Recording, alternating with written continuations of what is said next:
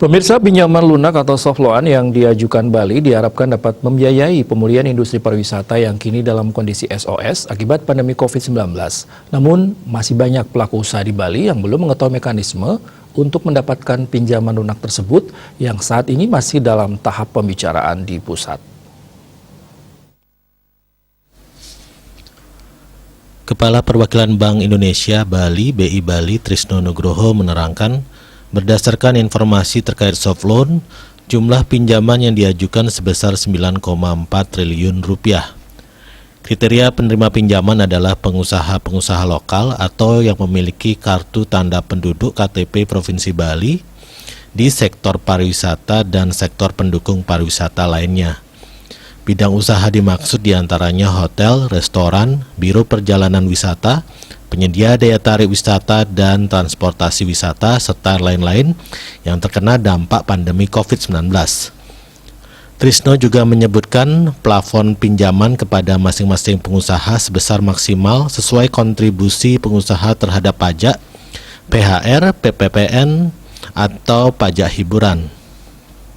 Trisno juga menyebutkan plafon pinjaman kepada masing-masing pengusaha sebesar maksimal sesuai kontribusi pengusaha terhadap pajak, PHR, PPN, atau pajak hiburan di tahun 2019.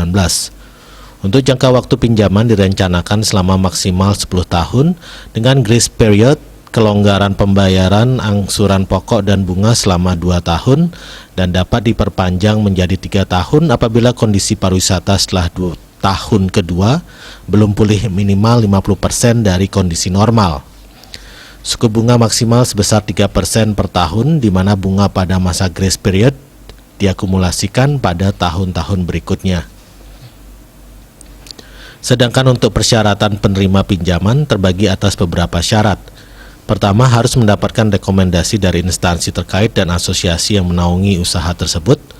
Kedua, merupakan perusahaan yang terdampak pandemi dan asesmen kelayaan pemberian kredit didasarkan atas kinerja perusahaan tahun 2019 dan kualitas kredit 1 lancar atau 2 DPK pada akhir Februari 2020 serta tidak masuk daftar hitam nasional.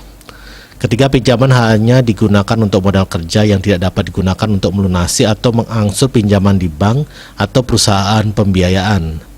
Disinggung agunan, ia menyebutkan jaminan atau agunan menggunakan aset fisik yang telah diagunkan di bank saat ini untuk memudahkan penilaian. Suardika Bisnis Bali melaporkan.